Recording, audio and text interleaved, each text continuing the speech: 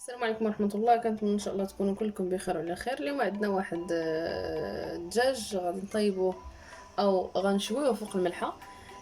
طريقة مختلفة وطريقة جديدة. غادي نرافقوه بالخضر وبلي بات، لكن الخضر بطريقة يعني حتى هي مختلفة وبتشرميلات مختلفة. كل نوع غادي نشرملوه بطريقة. كل خضره غنديروا لها واحد التشرميله خاصه بها. اول حاجه غادي نحتاجو هي هاد الدجاج اللي غادي ناخذو. غادي نقولوا لمول الجزار اللي غيدير لكم يحل لكم هاد الدجاج من صدرو. يعني الدجاجه كتكون بحال هكا، غادي يذبحها يحلها هنا من الصدر. باش فاش غادي نجيو نطيبوها غنشويوها بحال الطريقه هذه بحال هكا. المهم بعد بطبيعه الحال ما غتغسلوها وغتساليو.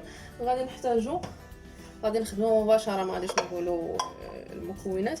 غادي نحتاجو الزبده، غنديروا واحد المعلقه كبيره ديال الزبده، وغنديروا واحد معلقه صغيره ديال الهريسه، وغنديروا واحد شويه ديال الزعتر، وغنديروا واحد شويه ديال الاعشاب المنسمه، وغنديروا واحد 3 ديال الدراس ديال الثومه.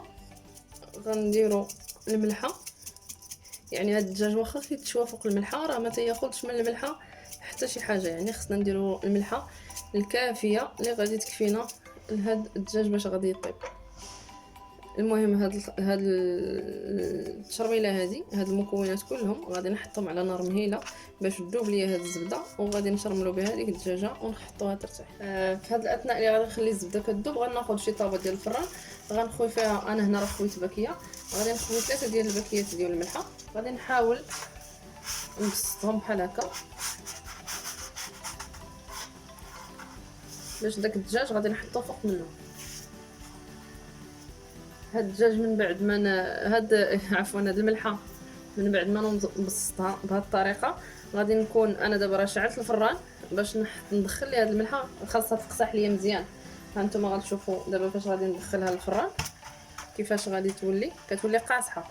يعني فاش غادي نحط داك الدجاج ما كياخذ ليا منه والو، غير كنحطوها غير باش كان داك الماء وداكشي اللي غينزل من داك الدجاج كله كتشربوا هاد الملحه وكينزل لتحت. المهم دابا ها حنا درنا 3 ديال الباكيات ديال الملحه هنايا. غادي ندخلوهم للفران اللي كيكون مشعول قبل، وغادي نخليو الطاوه في الفران هكا بالملحه ديالها واحد 10 ديال الدقائق، ونتلاقاو من بعد باش نشربوا الدجاج. هنا من بعد ما قصحت لنا داك الملحه غناخذوا هاد الدجاجه ضروري غنطيبوها مزيان بحال الطريقه هذه بحال هكا باش طيب لنا دغيا. هاد الصدر هنايا من الاحسن نضربوه بحال هكا باش ندخلوا ليه ديك الشاميله.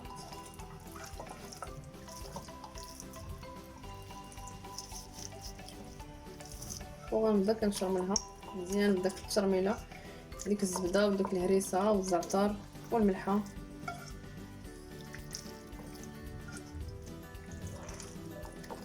هنا يمكن لكم تزيدوا صوص الصوجا، اللي بغاها يزيدها، ما بغاش ما يزيدهاش. انا غادي نخلي واحد شويه ديال التشرميله حتى نبغي نقدم الدجاجه، وغنزيد لها واحد شويه ديال صوص الصوجا وندهنها بها من الفوق باش تعطينا غير داك اللون الموحد او ديك اللمعه اللي كتكون في الاخر. غنخلي غير واحد شويه بحال هكا ونخليه حتى الاخر باش نبغي نحط هاد الدجاجه وغادي ندهنو بها. هنا هانتوما كتشوفوا هاد الملحه خرجتها من الفران، هي ولات كاس قاصحه كما كتشوفوا. غادي ناخذ هاد الدجاج اللي عندي وغنزلو بهاد الطريقه بحال هكا، وغنشعل الفران فوق ولتحت، وغادي نخليه يطيب على خاطرو على حسب الدجاج. هاد الدجاج عندي انا كبير غيحتاج واحد ساعه ونص تقريبا ديال الطيب. الا عندكم دجاج صغير غيحتاج لكم غير ساعه حتى ساعه الا ربع على حسب القياس ديال الدجاج.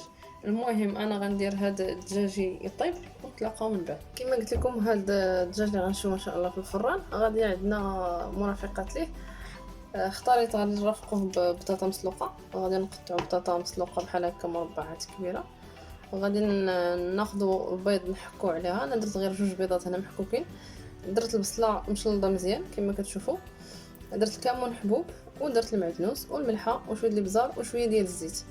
عندكم زيت العود ديروه، عندكم زيت ارغان ديروه، ما عندكمش اللي عندكم غير زيت لو سيور ديروه اللي كان. هنا خديت الليمون قشرته وقطعته مربعات كبيره، التفاح خليته بالقشره قطعته مربعات حتى هو، وخديت البوعويد قطعته، حيت لي القشره وقطعته حتى هو، زدت عليهم واحد الفاني وزدت عليهم شويه ديال السنيده، والخس قطعته رقيق بحال هكا. هنا خدينا البربه بعد ما سلقناها حكيناها في حكاكه غليظه، زدتها البصله رقيقه، زدتها معدنوس، وزدت شويه ديال الكمون حبوب، وغادي نزيدها واحد شويه ديال لا مايونيز اللي كنت صايبق ليا وصايبت معكم. هنا زدت الهريسه حيت تيعجبني انا شويه حار، وغنحرك هاد السلطه هادي وغادي نحطها حتى هي تبرد. اللي زوين في هاد المكونات كلهم هما اننا غادي نقدموهم باردين، يعني نديرو الدجاج يطيب على خاطرو ونكونوا تنوجدوا هاد الشيء الاخر. هنا بالنسبه للوبيا وبالنسبه للخيزو غنديروا لهم صوص وحده، غادي نحتاجوا فيها واحد 2 معالق كبار ديال دانون،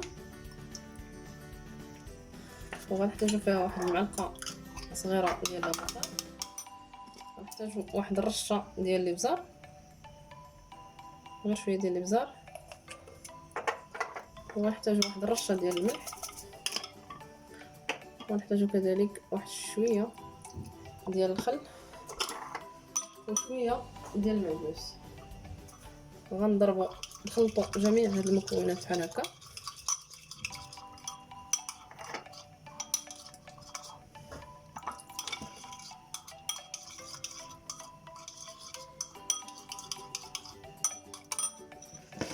عندنا خيزو هنا، غنضيفوا ليه نص ديال هاد الترميله، هاد الصوص هادي، والنص الاخر غنزيدو اللوبيا اللي غتكون عندنا، غنشرملوها حتى هي دابا.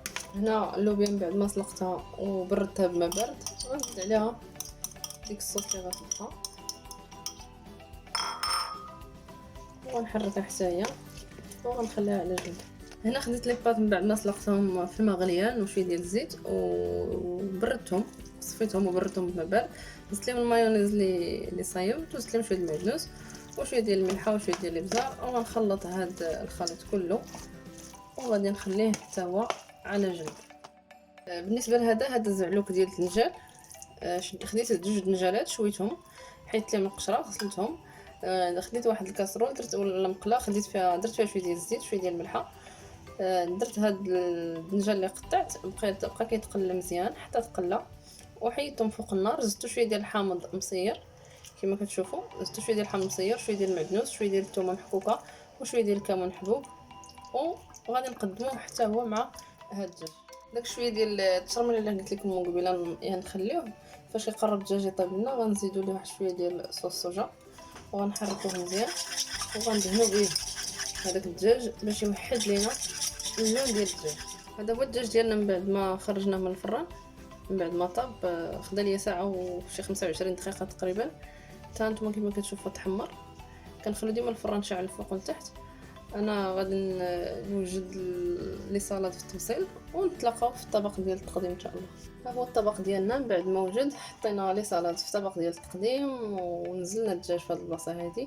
بالنسبه لهادو دوك الكبيدات ديال الدجاج شديتهم سلقتهم مع ورقه موسى والثومه وشويه ديال الهريسه، قطعتهم طريفات، صوتيتهم في واحد المقيله مع شويه ديال الهريسه وشويه ديال معلقه ديال العسل وشويه ديال الحامض المصير وشويه ديال الابزار، باش نجمع ما بين داك الحامض والحلو والحار والمالح في خطره واحده.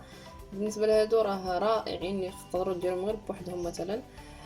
هاد البلا اليوم جمعت لكم فيه بزاف ديال الحوايج، راه تقدروا تقدموا غير هاد السلطه ديال البطاطا مثلا والبيض بوحدها، تقدروا تقدموا هاد الزعلوك هذا بوحدو، ماشي بالضروره انكم ترافقوه بهاد البلا هذا.